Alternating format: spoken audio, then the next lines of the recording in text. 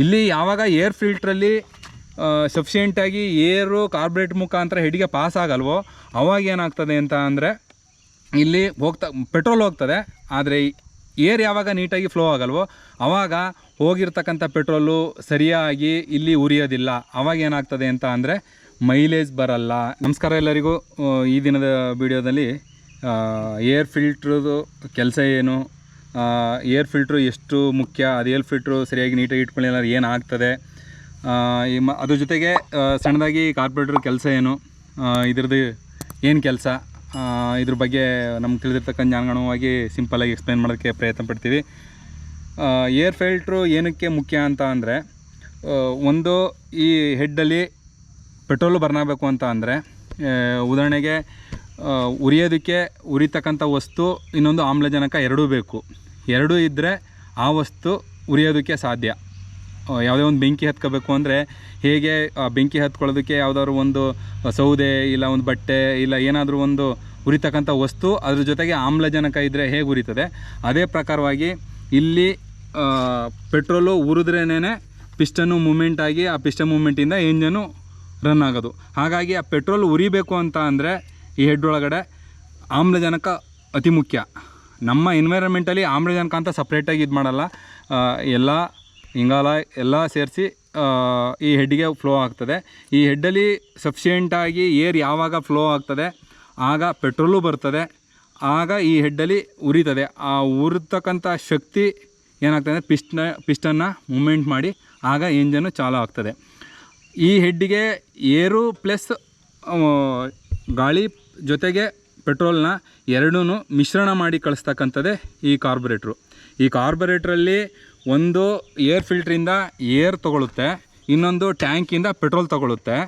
ಅವೆರಡೂ ನಾವು ಏನು ಸೆಟ್ ಮಾಡಿರ್ತೀವಿ ಏರ್ ಸ್ಕ್ರೂವಲ್ಲಿ ಮತ್ತು ಐಡ್ಲಿಂಗ್ ಸ್ಕ್ರೂವಲ್ಲಿ ಏನು ಸೆಟ್ ಮಾಡಿರ್ತೀವಿ ಅದ್ರ ಅನುಗುಣವಾಗಿ ಇಲ್ಲಿಗೆ ಪೆಟ್ರೋಲು ಪ್ಲಸ್ ಏರು ಎರಡೂ ಇಲ್ಲಿಗೆ ಹೋದಾಗ, ಅದ್ರ ಜೊತೆಗೆ ಸ್ಪಾರ್ಪಿನ್ ಪ್ಲಗ್ಗಲ್ಲಿ ಕಿಡಿ ಶುರುವಾದಾಗ ಬೈಕಲ್ಲಿ ಏನು ಬೆಂಕಿ ಅಂದರೆ ಇದ್ರ ಹೆಡ್ ಒಳಗಡೆ ಬೆಂಕಿ ಹತ್ತಿ ಆವಾಗ ಓಡ್ತಕ್ಕಂಥದ್ದು. ಇಲ್ಲಿ ಯಾವಾಗ ಏರ್ ಫಿಲ್ಟ್ರಲ್ಲಿ ಸಫಿಷಿಯೆಂಟಾಗಿ ಏರು ಕಾರ್ಬೊರೇಟ್ ಮುಖಾಂತರ ಹೆಡ್ಗೆ ಪಾಸ್ ಆಗಲ್ವೋ ಅವಾಗ ಏನಾಗ್ತದೆ ಅಂತ ಅಂದರೆ ಇಲ್ಲಿ ಪೆಟ್ರೋಲ್ ಹೋಗ್ತದೆ, ಆದರೆ ಏರ್ ಯಾವಾಗ ನೀಟಾಗಿ ಫ್ಲೋ ಆಗಲ್ವೋ ಆವಾಗ ಹೋಗಿರ್ತಕ್ಕಂಥ ಪೆಟ್ರೋಲು ಸರಿಯಾಗಿ ಇಲ್ಲಿ ಉರಿಯೋದಿಲ್ಲ. ಆವಾಗ ಏನಾಗ್ತದೆ ಅಂತ ಅಂದರೆ ಮೈಲೇಜ್ ಬರಲ್ಲ, ನಿಮ್ಮ ಗಾಡಿ ಪಿಕಪ್ ಬರಲ್ಲ, ಎಲ್ಲ ಥರದ ಸಮಸ್ಯೆ ಶುರು ಆಗ್ತದೆ. ನೀವು ಸಡನ್ನಾಗಿ ಇಮ್ಮಿಡಿಯೇಟಾಗಿ ಆಕ್ಸಿಲೇಟರ್ ರೈಸ್ ಮಾಡಿದ್ರೂ ಪಿಕಪ್ ತೊಗೊಳ್ಳಲ್ಲ. ಕಾರಣ ಏನಂದರೆ ಪೆಟ್ರೋಲ್ ಹೋಗ್ತದೆ ಕಾರ್ಬೊರೇಟ್ ಮುಖಾಂತರ, ಟ್ಯಾಂಕ್ ಮುಖಾಂತರ ಕಾರ್ಬೊರೇಟ್ ಮುಖಾಂತರ ಪೆಟ್ರೋಲ್ ಹೋಗ್ತದೆ ಹೆಡ್ಗೆ, ಆದರೆ ಏರು ಸಫಿಷಿಯೆಂಟಾಗಿ ಹೋಗದೇ ಇರೋ ಕಾರಣದಿಂದಾಗಿ ಇಲ್ಲಿ ಹೋಗಿದ್ದ ಪೆಟ್ರೋಲು ಸರಿಯಾಗಿ ಬರ್ನ್ ಆಗಲ್ಲ. ಉದಾಹರಣೆಗೆ ಹೆಂಗೆ ಅಂದರೆ ಒಲೆಯಲ್ಲಿ ಸೌದೆ ಸುಮ್ಮನೆ ವೇಸ್ಟ್ ಆಗ್ತದಲ್ಲ ಉರಿದನೇ ಕರಿಯೋದು ಅಂತ ಹೇಳ್ತಾರೆ ಆಡು ಭಾಷೆಯಲ್ಲಿ. ಸುಮ್ಮನೆ ಕರ್ಕಲ್ನಂಗೆ ಕರಿತಾ ಇರ್ತದೆ ಹೊರತು ಬೆಂಕಿ ಉರಿಯೋದಿಲ್ಲಲ್ಲ, ಆ ಥರ ಆಗ್ತದೆ. ಕಾರಣ ಏನಂದರೆ ಇಲ್ಲಿ ಏರ್ ಪಾಸ್ ಆಗದೇ ಇರೋದ್ರಿಂದ ಆಗ್ತದೆ. ಹಾಗಾಗಿ ಈ ಏರ್ ಫಿಲ್ಟ್ರು ನೀಟಾಗಿ ಕ್ಲೀನ್ ಮಾಡ್ಕೋಬೇಕು. ಅದು ಕ್ಲೀನ್ ಮಾಡ್ಕೊಳ್ಳೋದು ಹೇಗೆ ಅನ್ನೋದ್ರ ಬಗ್ಗೆ ತಿಳಿಸ್ಕೊಡ್ತೀವಿ ಬನ್ನಿ.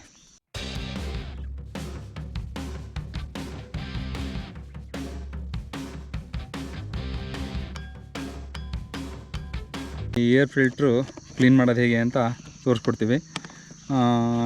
ಒಂದೊಂದು ಬೇರೆ ಟೈಪ್ ಇರ್ತದೆ. ಇದು ಸ್ಪಾಂಜ್ ಟೈಪು. ಬೇರೆ ಟೈಪ್ ಇರೋದನ್ನು ಬರೀ ಏರ್ ಜೋರಾಗಿ ಸ್ಪೀಡಾಗಿ ಫ್ಲೋ ಮಾಡಿದ್ರೆ ಅದು ಹೋಗ್ತದೆ, ಅದನ್ನು ಕೂಡ ತೋರಿಸ್ಕೊಡ್ತೀವಿ. ಇದು ಸ್ಪಾಂಜ್ ಟೈಪು. ಈ ಸ್ಪಾಂಜ್ ಟೈಪ್ ಇರೋದು ಬೇರೆ ಬೇರೆ ಕಂಪ್ನಿಗಳಲ್ಲಿ ಬೇರೆ ಬೇರೆ ಟೈಪು ಇರ್ತದೆ, ಬಟ್ ಸ್ಪಾಂಜ್ ಎಲ್ಲ ಒಂದೇ, ಕ್ಲೀನ್ ಮಾಡೋ ಮೆಥಡ್ ಒಂದೇ.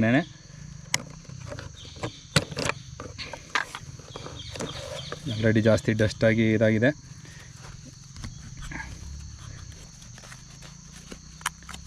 ಇದರಲ್ಲಿ 2 ಲೇಯರ್ ಇರ್ತದೆ. 2 ಲೇಯರು ಕೂಡ ನೀಟಾಗಿ ಕ್ಲೀನ್ ಮಾಡ್ತು ಅಂತ ಅಂದರೆ ಏರು ನೀಟಾಗಿ ಫ್ಲೋ ಆಗಿ ಪೆಟ್ರೋಲ್ ಬರ್ನ್ ಆಗೋದಕ್ಕೆ ಅನುಕೂಲ ಆಗ್ತದೆ. ಇದನ್ನು ಕ್ಲೀನ್ ಮಾಡೋದು ಪೆಟ್ರೋಲ್ನ ಯೂಸ್ ಮಾಡಿ ಕ್ಲೀನ್ ಮಾಡ್ಬೋದು.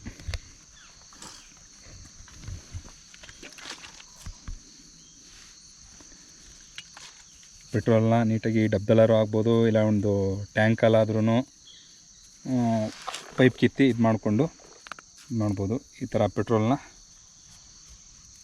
ನೀಟಾಗಿ ಹಿಂಡಿ ಡ್ರೈ ಮಾಡೋದಕ್ಕೆ ಇಡ್ಬೋದು.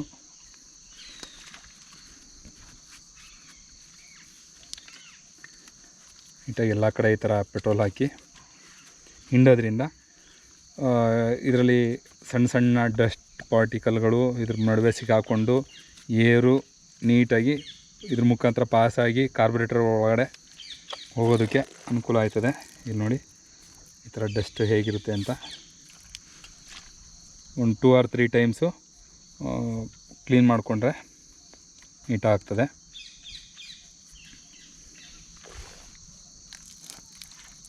ಓಕೆ, ಇದನ್ನು ಡ್ರೈ ಮಾಡೋದಕ್ಕೆ ಇಡೋಣ ಒಂದು ಸ್ವಲ್ಪ ಹೊತ್ತು. ಪೆಟ್ರೋಲ್ ಬೇಗ ಡ್ರೈ ಆಯ್ತದೆ, ಡ್ರೈ ಮಾಡೋದಕ್ಕೆ ಇಡೋಣ ಒಂದು ಸ್ವಲ್ಪ ಹೊತ್ತು. ಆಮೇಲೆ ಡಸ್ಟು ಈ ಫಿಲ್ಟ್ರಿಲ್ಲೇ ಡೈರೆಕ್ಟಾಗಿ ವರ್ಕ್ ಆಗಲ್ವಾ ಅಂತ ನೀವು ಕೇಳ್ಬೋದು. ವರ್ಕ್ ಆಗುತ್ತೆ, ವರ್ಕ್ ಆಗಲ್ಲ ಅಂತಲ್ಲ. ಈ ಎನ್ವೈರನ್ಮೆಂಟಲ್ಲಿ ಇಲ್ಲ ಡಸ್ಟ್ ಏನಾದರೂ ಸಣ್ಣ ಸಣ್ಣ ಕಣಗಳು ಇದ್ರ ಮುಖಾಂತರ ಒಳಗಡೆ ಹೋಯ್ತು ಅಂದರೆ ಈ ಕಾರ್ಬೊರೇಟ್ರ್ ಒಳಗಡೆ ಸಣ್ಣ ಸಣ್ಣ ಹೋಲ್ಗಳಿರ್ತದೆ. ಏರ್ ಫ್ಲೋ ಆಗೋದಕ್ಕೆ ಅಲ್ಲಿ, ಪೆಟ್ರೋಲ್ ಫ್ಲೋ ಆಗೋದಕ್ಕೆ ಅಲ್ಲಿ ಒಂದು ಸೂಜಿ, ಒಂದು ಗುಂಪಿನಷ್ಟು ಸಣ್ಣ ಸಣ್ಣ ಹೋಲ್ಗಳಲ್ಲಿ ಪೆಟ್ರೋಲು ಮತ್ತು ಏರು ಎರಡೂ ಕಂಬೈಂಡಾಗಿ ಮಿಕ್ಸ್ ಆಗಿ ಹಿಡ್ಕೋಗೋದು. ಯಾವಾಗ ಈ ಜಾಗದಲ್ಲಿ ಈ ಥರ ಸಣ್ಣ ಪಾರ್ಟಿಕಲ್ಗಳು ಅಂದರೆ ಸಣ್ಣ ಕಣಗಳು ಈ ಜಾಗದಲ್ಲಿ ಹೋಗ್ತದೋ, ಹೋಗಿ ಕಾರ್ಬೊರೇಟ್ರ್ ಒಳಗಡೆ ಸಿಕ್ಕಾಕೋತು ಅಂತ ಅಂದರೆ ಆಗ ಏರಿಯಲ್ಲಿ ಇಲ್ಲ ಪೆಟ್ರೋಲಲ್ಲಿ ನೀಟಾಗಿ ಪಾಸ್ ಆಗಲ್ಲ. ಆಗ ಇಲ್ಲಿ ಪೆಟ್ರೋಲ್ ಹೋಗ್ದೇ ಬೈಕು ಸ್ಟಾರ್ಟ್ ಆಗೋಲ್ಲ. ಆಗಲೇ ಎಲ್ಲ ಹೇಳೋದು ಕಾರ್ಬೊರೇಟರ್ ಕ್ಲೀನ್ ಮಾಡಬೇಕು ಅಂತ. ಇಲ್ಲಿ ಯಾವಾಗ ಇದು ಕ್ಲೀನ್ ಮಾಡೋ ಅವಶ್ಯಕತೆ ಇರ್ತದೆ ಅಂದರೆ, ಒಂದು ಪೆಟ್ರೋಲ್ಗೆ ಜಾಸ್ತಿ ಆಯಿಲ್ ಮಿಕ್ಸ್ ಆಗಿ ಇದ್ರೊಳಗಡೆ ಪ್ರಾಬ್ಲಮ್ ಆದರೆ, ಇನ್ನೊಂದು ಏರ್ ಫಿಲ್ಟ್ರ್ ಸರಿಯಾಗಿ ನೀಟಾಗಿ ಕ್ಲೀನ್ ಮಾಡ್ಕೊಳ್ಳೋದೇ ಇಲ್ಲಿ ಏರ್ ಫಿಲ್ಟ್ರ್ ಹಾಳಾಗಿದ್ದು ಇದಾದರೆ ಇದರಿಂದ ಮಣ್ಣು ಕಣಗಳೇನೋ ಧೂಳು ಕಣಗಳು ಹೋಗಿ ಬ್ಲಾಕ್ ಆದರೆ ಈ ಕಾರ್ಬೊರೇಟರ್ ಕ್ಲೀನ್ ಮಾಡ್ತಕ್ಕಂಥ ಅವಶ್ಯಕತೆ ಬರ್ತದೆ. ಒಂದು ಈಗಾಗಲೇ ತಮಗೆ ಗೊತ್ತಿರೋ ಹಾಗೆ ಬೈಕು ಸ್ಟಾರ್ಟ್ ಆಗೋದಕ್ಕೆ ಸರಿಯಾದ ಕ್ರಮದಲ್ಲಿ ಏರು ಹೋಗಬೇಕು, ಇನ್ನೊಂದು ಪೆಟ್ರೋಲ್ ಹೋಗಬೇಕು, ಅದ್ರ ಜೊತೆಗೆ ಸ್ಪಾರ್ಕ್ ಪಿನ್ ಪ್ಲಗ್ಗಲ್ಲಿ ನೀಟಾಗಿ ಸ್ಪಾರ್ಕ್ ಆಗಬೇಕು. ಈ ಮೂರು ಕರೆಕ್ಟಾಗಿತ್ತು ಅಂತ ಅಂದರೆ, ಈ ಮೂರೂ ವ್ಯವಸ್ಥಿತವಾಗಿತ್ತು ಅಂತ ಅಂದರೆ ನಿಮಗೆ ಬೈಕು ನೀಟಾಗಿ ಸ್ಟಾರ್ಟ್ ಆಗೋದ್ರಲ್ಲೇ ಆಗ್ಬೋದು, ಒಂದೇ ಕಿಕ್ಕಿಗೆ. ಮತ್ತು ಮೈಲೇಜ್ ಆಗ್ಬೋದು, ಪಿಕಪ್ ಆಗ್ಬೋದು ನೀಟಾಗಿರ್ತದೆ. ಅದ್ರ ಜೊತೆಗೆ ಆಯಿಲು ಕೂಡ ಟೈಮ್ಗೆ ರೀಪ್ಲೇಸ್ ಮಾಡ್ಕೊಂಡಿತ್ತು ಅಂದರೆ ನಿಮಗೆ ಬೈಕು ಮೈಲೇಜ್ ಕೊಡೋದೇ ಆಗಲಿ, ಇಲ್ಲಿ ಪಿಕಪ್ ಆಗಲಿ, ಇಲ್ಲ ಅದ್ರ ಬಾಳಿಕೆನೇ ಆಗಲಿ ಚೆನ್ನಾಗಿರ್ತದೆ. ಇದಕ್ಕೆ ಫಿಟ್ ಮಾಡೋದ್ರ ಬಗ್ಗೆ ರಿಟರ್ನ್ ತೋರಿಸ್ತೀವಿ. ಇನ್ನೊಂದು ಟೈಪು ಏರ್ ಫಿಲ್ಟ್ರು ಇದು ಈ ಟೈಪ್ ಬರುತ್ತೆ. ಈ ಟೈಪಲ್ಲಿ ಸ್ಪಾಂಜ್ ಟೈಪ್ ಏನಿಲ್ಲ. ಇದನ್ನು ಪೆಟ್ರೋಲ್ ಹಾಕಿ ಏನು ವಾಶ್ ಮಾಡೋಕ್ಕಾಗಲ್ಲ. ಈ ಥರ ಡಸ್ಟ್ ಫಾರ್ಮೇಷನ್ ಆಗಿದ್ದರೆ ಇದ್ರ ನಡುವೆ ಇದನ್ನು ಏನಿದ್ರೂ ಏರ್ ಬ್ಲೋ ಮಾಡಬೇಕು. ಏರ್ ಬ್ಲೋ ಮಾಡ್ತು ಅಂದರೆ, ಏರ್ ಹೊಡಿತು ಅಂತ ಅಂದರೆ ಈ ಥರ ಎಲ್ಲ ಹೋಗುತ್ತೆ. ಈ ಥರ ಹೋಯ್ತು ಅಂದಾಗ ಅವಾಗ ಏನಾಗ್ತದೆ ಅಂದರೆ ಏರು ನೀಟಾಗಿ ಸಪ್ಲೈ ಆಗ್ತದೆ ಕಾರ್ಬೊರೇಟ್ರಿಗೆ. ಆವಾಗ ಇಗ್ನಿಷನ್ಗೆ ಎಲ್ಲದಕ್ಕೂ ಅನುಕೂಲ ಆಗ್ತದೆ.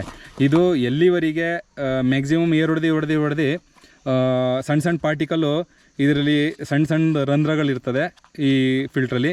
ಆ ರಂಧ್ರಕ್ಕೆ ಹೋಗಿ ಬ್ಲಾಕ್ ಆಗೋವರೆಗೂ ಇದನ್ನು ಏರ್ ಹೊಡ್ಕೊಂಡು ಮೇಂಟೈನ್ ಮಾಡ್ಬೋದು, ಯೂಸ್ ಮಾಡ್ಬೋದು. ಅಟ್ ಲಾಸ್ಟು ಸಮ್ ಕಿಲೋಮೀಟ್ರ್ ಅಂದರೆ ಅದು ಡಿಪೆಂಡ್ ಅಪಾನ್ ಯಾವ ವಾತಾವರಣದಲ್ಲಿ, ಅಂದರೆ ಜಾಸ್ತಿ ಧೂಳಿರೋ ವಾತಾವರಣದಲ್ಲಿ ಓಡಿಸ್ತೀವ, ಇಲ್ಲ ಧೂಳಿಲ್ಲನೇ ಇರ್ತಕ್ಕಂಥ ವಾತಾವರಣದಲ್ಲಿ ಓಡಿಸ್ತೀವಿ, ಅದ್ರ ಮೇಲೆ ಡಿಪೆಂಡ್ ಆಗಿರ್ತದೆ. ಅಂಥ ಟೈಮ್ ಬಂದು ಜಾಸ್ತಿ ಇದಾಯಿತು ಅಂದಾಗ ಇದನ್ನು ಚೇಂಜ್ ಮಾಡೋದು ಅನುಕೂಲ.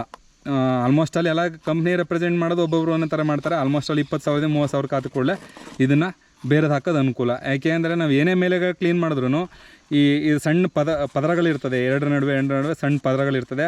ಆ ಪದರಕ್ಕೆ ಹೋಗ್ಬಿಟ್ಟು ಸಣ್ಣ ಪಾರ್ಟಿಕಲ್ಲು ಸೇರ್ಕೋತು ಅಂತ ಅಂದರೆ ಏರು ಇದ್ರೊಳಗಡೆಯಿಂದ ನೀಟಾಗಿ ಒಳಗಡಿಕೆ ಪಾಸ್ ಆಗಲ್ಲ.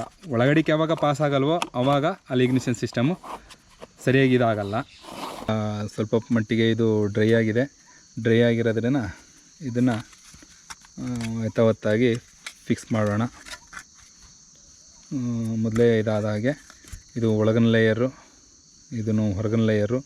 ಆಲ್ಮೋಸ್ಟ್ ಅಲ್ಲೂ ಜಾಸ್ತಿ ಈ ಥರ ಬಲೆ ಟೈಪ್ ಇರೋದು ಹೊರಗಿನ ಲೇಯರ್ ಇರ್ತದೆ.